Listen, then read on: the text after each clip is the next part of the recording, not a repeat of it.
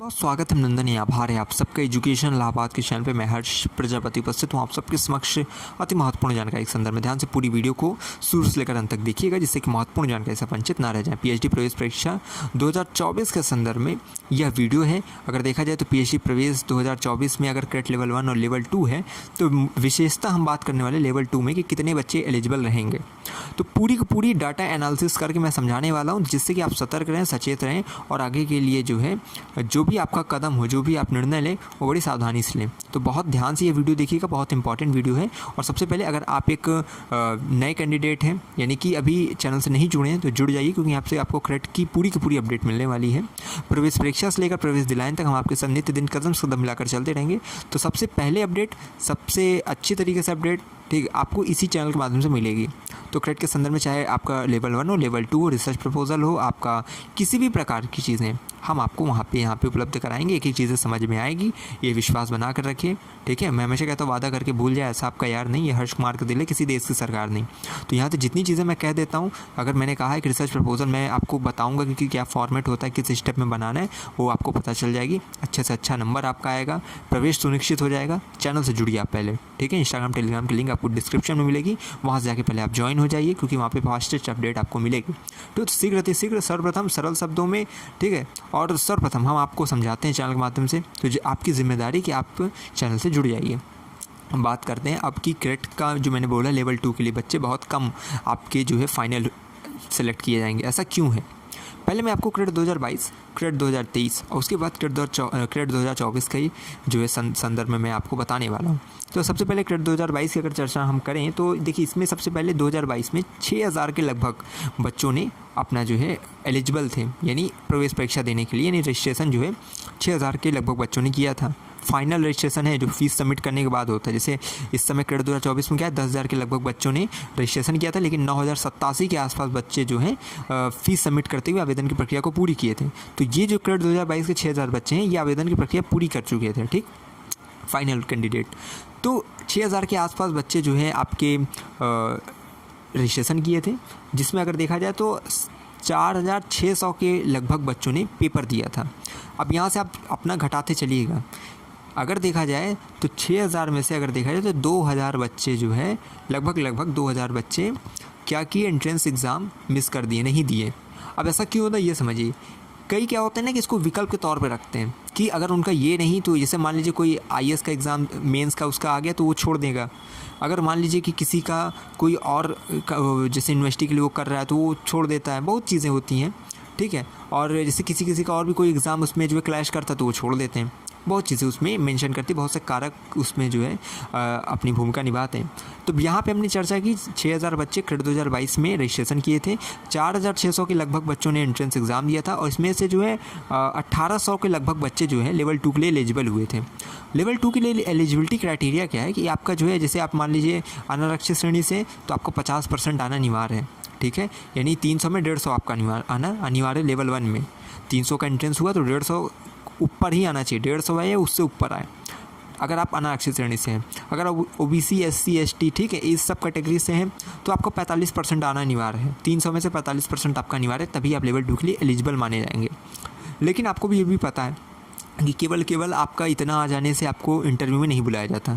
कुछ सब्जेक्ट होते हैं जैसे एजुकेशन, इकोनॉमिक्स, ये सब की शायद मैंने देखा इस वर्ष आपकी कट ऑफ नहीं आई थी। सीधा बोल दिया गया था कि जितने भी लेवल 2 के लिए एलिजिबल हुए हैं, यानी कि जितना 50 और 45% से ऊपर पा रहे बच्चे अपने कैटेगरी वाइज, वो सभी अपना रिसर्च प्रपोजल आकर सबमिट करें। लेकिन कुछ डिपार्टमेंट्स होती हैं जिनमें सीट कम होती है, उन सबका क्या बुलाया जाता है, उन सबका कट ऑफ जारी किया जाता है। उस कट ऑफ के अंतर्गत अगर मान लीजिए आप उसमें 170, 180 जा रही है, तो ये आप लेवल 2 के हिसाब से जो एलिजिबिलिटी क्राइटेरिया है 150 और 145, ये सब इससे तो ऊपर हैं आप। लेकिन आप जो वहाँ से कट ऑफ जारी की जा रही है, अब आपको उसको देखना होगा। अगर आप उसके अंतर्गत हैं तब फिर आपको रिसर्च प्रपोजल वगैरह सब जमा करना रहता है।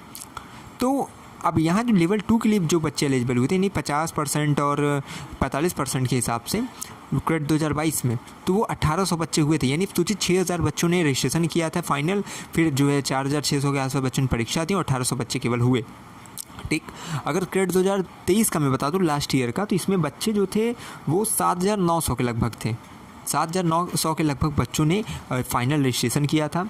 अगर देखा जाए तो 5,900 के लगभग बच्चों ने एंट्रेंस एग्ज़ाम दिया था। 2,000 बच्चे फिर कम हो गए एंट्रेंस एग्ज़ाम में, ठीक है। और उसके बाद जो है 2,600 के लगभग बच्चों ने फाइनल जो है लेवल 2 के लिए एलिजिबल हुए थे, यानी 50%। यानी कि ये देखिए आप 2,000 उधर कम हुए, फिर जो है एंट्रेंस हुआ उसमें भी जो है आपके जो है 3,000 बच्चे कम हो गए, समझ रहे हैं। तो यही होता है कि अभी जो आपको 9,087 का जो आंकड़ा दिख रहा है, अब हम इसी पे धीरे धीरे आ रहे हैं कि इसमें कितने बच्चे फाइनल, क्योंकि आपको समझना पड़ेगा कि आपका कंपटीशन इतना तगड़ा मतलब टफ नहीं है जितना आप समझ रहे हैं। क्योंकि अगर आप सही से तैयारी कर रहे हैं, जो चीज़ मैंने आपको जो गाइडेंस बताई है कि किस प्रकार से आंसर राइटिंग लिखनी है, किस प्रकार से आपको तैयारी करनी है, किस पे फोकस करना है, किस पे नहीं करना है, तो ये जो संख्या है वो आपके लिए मायने नहीं रखती है। 1,219 सीटों के लिए प्रवेश इस वर्ष हो रहा है। 770 विश्वविद्यालय मेन कैंपस, 449 आपकी एफिलिएटेड कॉलेज, ठीक है। उसमें से एक सीट आपको चाहिए और आप बहुत अच्छी तरीके से, बेहतरीन तरीके से उसको अपना बना सकते हैं। केवल बातों का ध्यान रखिए। जो मैं लगातार चैनल से वीडियोस बना रहा हूँ उनको देखिए, एंट्रेंस की जिस संदर्भ में जितनी वीडियोस मैंने बनाई उसको देखिए। हर एक वीडियो में कुछ नया, कुछ अच्छा, कुछ बेहतरीन सीखेंगे और वही आपको जो PhD एंट्रेंस एग्ज़ाम में अच्छा अंक अर्जित करने में सहायक सिद्ध होगा, ठीक। तो अब यहाँ समझिए, आप क्रेड 2023-24 में इस वर्ष का 9,000 अगर देखा 10,000 बच्चों ने रजिस्ट्रेशन किया था। इसमें फाइनल रजिस्ट्रेशन 9,087 के लिए लगभग बच्चों का हुआ है, ठीक है। लगभग मान लीजिए 9,000 बच्चों का यहाँ पे रजिस्ट्रेशन फाइनल हुआ है, जो कि एंट्रेंस एग्ज़ाम देने के लिए एलिजिबल है। लेकिन इसमें जो बच्चे देंगे, ये मेरी एक प्रेडिक्शन है, इसको लिख लीजिएगा कि लगभग 7,000 के आसपास बच्चे ही, हो सकता है 6,500 हो जाए, या हो सकता है 7,000 कुछ बच्चे हो जाएं, लेकिन 7,000 के एवरेज में ही बच्चे एंट्रेंस एग्ज़ाम देंगे, पूरे 9,000 नहीं देने वाले हैं। तो आपका 2,000 बच्चों से पहले कंपटीशन कम है, क्योंकि वो बच्चे एंट्रेंस एग्ज़ाम देने ही नहीं जाएंगे। तो 7,000 के लगभग हो सकता है संख्या 6,500 भी पहुँच जाए, ठीक है।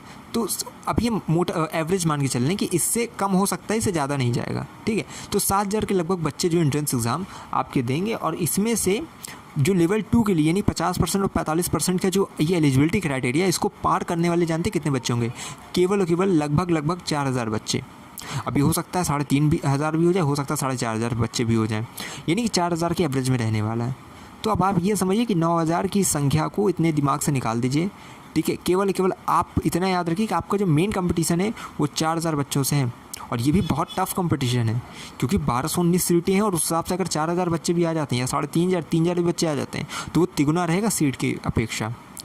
आपको पता है इंटरव्यू में एक सीट से दुगने बच्चों को बुलाया जाता है, केवल एक सीट जितनी रहती है उसके दुगने अभ्यर्थी को बुलाया। मान लीजिए 100 सीट किसी डिपार्टमेंट में है, तो उसमें 200 बच्चों को इंटरव्यू के लिए बुलाया जाता है, समझ रहे हैं। इसीलिए कट ऑफ जारी की जाती है। अगर बच्चे देखा जाता है कि अगर बच्चे 150 हैं और जो है सीट केवल 100 है, तो क्या करेंगे, कट ऑफ जारी कर देंगे कि जो है शॉर्ट लिस्ट हो गए बच्चे जो है फिर 100 बचे। अगर सीट मान लीजिए कि वहाँ पे 100 है और बच्चे मतलब मान लीजिए बच्चे की 110 हैं या 100 हैं या 80 हैं, तो सबको बुला लिया जाता है कि आ जाओ, वो चीज़ रहती है, ठीक है। मतलब ये है दुगने ही रहते हैं, हमेशा तिगुने ही रहते हैं सीट्स की अपेक्षा। तो आप ये समझ लीजिए 9,000 बच्चे अगर इस समय रजिस्ट्रेशन फाइनल किए हुए हैं, तो इसमें से लगभग आप मान के चलिए 7,000 बच्चे एंट्रेंस एग्ज़ाम देंगे, 4,000 बच्चे इसमें लगभग एलिजिबल होंगे। मुझे लग रहा है ये आंकड़ा और नीचे ही ना चला जाए, ठीक। तो ये एक मेरी प्रेडिक्शन है, और मेरी प्रेडिक्शन ये है विश्वविद्यालय के संदर्भ में 99% सही ही रहती है। अब एक चीज़ और याद रखिएगा, एंट्रेंस अब विश्वविद्यालय अपने समीकरण स्वयं अगर परिवर्तित कर दे तो उसमें मेरा कोई फिर है नहीं हाथ, क्योंकि एक चीज़ याद रखिएगा, नंबर किस पे आधार, जो जैसे ये पे एलिजिबिलिटी क्राइटेरिया है 45%, 50%, ये एक आपको ये भी ध्यान रखना पड़ेगा। कई बच्चे लेवल 2 के लिए एलिजिबल हो भी सकते हैं इस आधार पे कि पेपर आपका आसान बन जाए। पेपर अगर थोड़ा टफ बन गया तो ये हो सकता है कि ये अभी आंकड़ा नीचे चल जाए, जो मैंने 4,000 बताया ना लेवल 2 के लिए एलिजिबल वाले, हो सकता है 3,500 पहुंच जाए। लेकिन अगर ऐसा होता है कि एंट्रेंस एग्जाम का पेपर आपका एवरेज रहता है, तो ये हो सकता है संख्या 4,000 या इससे थोड़ा अधिक हो जाए, लेकिन रहेगा इसी के एवरेज में, ठीक। तो ये मुझे बताना था कि लेवल 2 के अगर देखा जाए तो फाइनली कितने बच्चे जो है एलिजिबल रहेंगे, तो वो मैंने चीज़ें बताई है। इसी प्रकार से आपको विश्वविद्यालय में PhD प्रवेश संबंधित बेहतर मार्गदर्शन मिलता रहेगा समय दर समय। जरूरी आप चैनल से जुड़ जाइए, ठीक है, क्योंकि इलाहाबाद विश्वविद्यालय के प्रत्येक PhD प्रवेश परीक्षा देने जा रहे अभ्यर्थियों की जिम्मेदारी है कि वैसे चैनल से जुड़े जहाँ से उनको मतलब निरंतर अपडेट मिलती रहे, ठीक। तो एक पल की अपडेट आपको मिलेगी। मैं हमेशा कहता हूँ अगर है इलाहाबाद विश्वविद्यालय में प्रवेश किया तो हम पर रखिए विश्वास, हमें विश्वविद्यालय के पास कोई भी खबर की खास पहुँचाते रहेंगे आपके पास। बहुत बहुत धन्यवाद, बहुत बहुत आभार।